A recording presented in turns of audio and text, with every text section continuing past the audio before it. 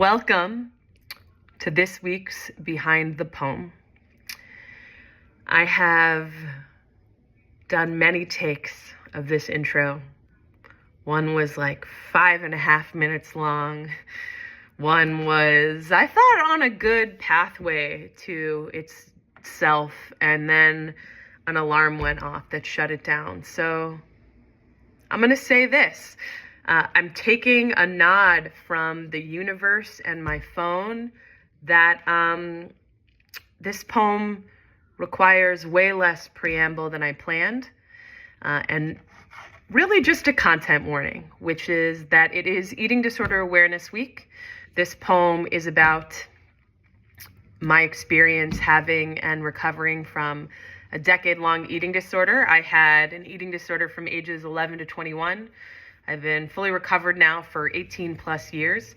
And I've been thinking of this poem for a couple months now. So not just because of the magnitude of this particular week, but just because it's been top of mind. And why doesn't really matter, because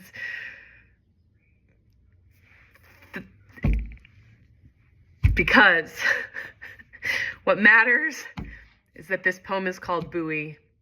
And again, there's a content warning for pretty graphic references to eating disorder experiences and symptoms and behaviors. And so please take care of yourself if you choose to keep going with this video this week.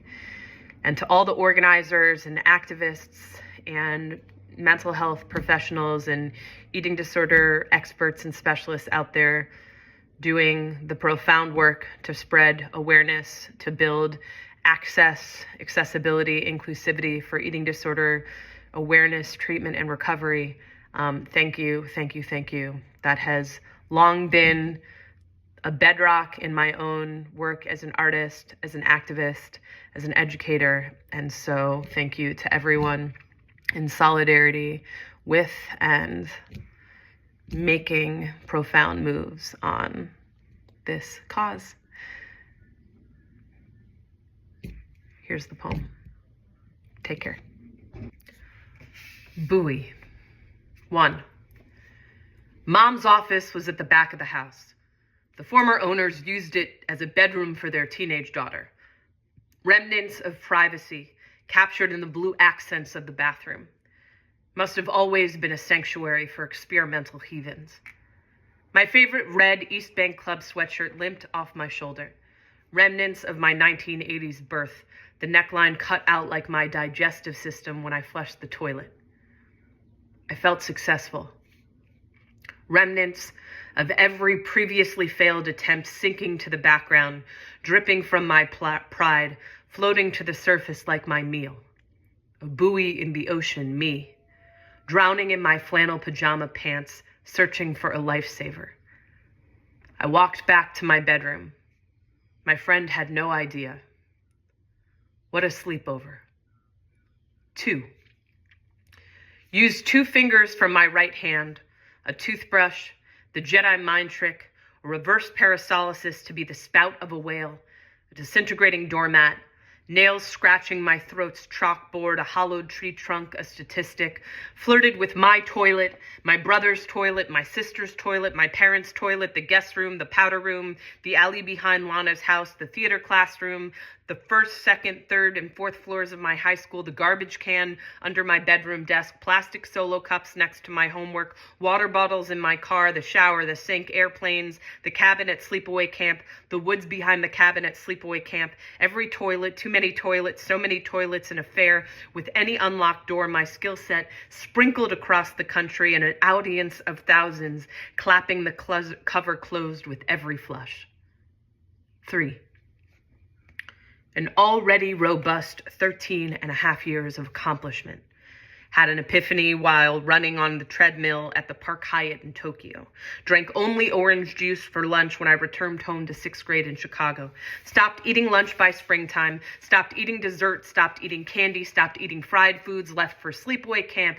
Took all of breakfast to eat a small slice of crumb cake, tiny bite by tiny bite. Never 8 seconds. Rubbed my hand over my concave stomach when I laid in bed. Put a donut back on the tray the Saturday morning Valerie told me it was fried. Stopped getting my period. Got home. Stared at my shrinking stomach in the ballet class mirror.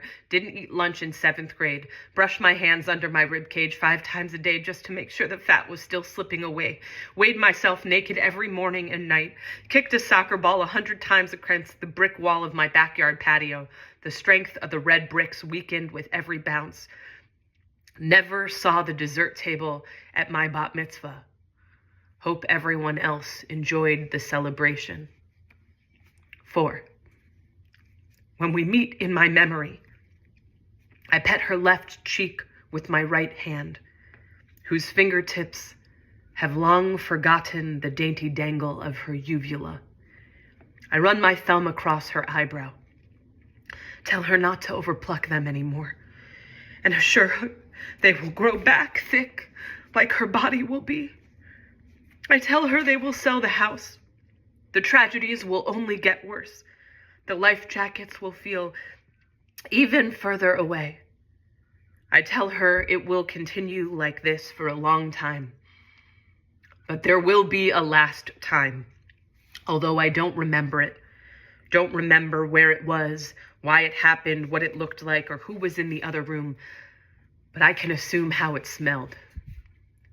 It always smelled the same, like rotten childhood and unkempt compost.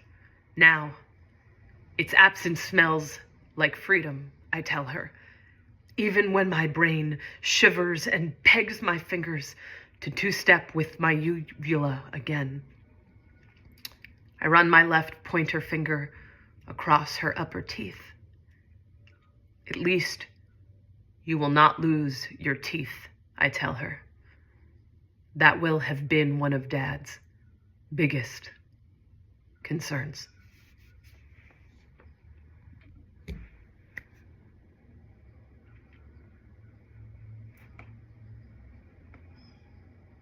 Thank you, and take care.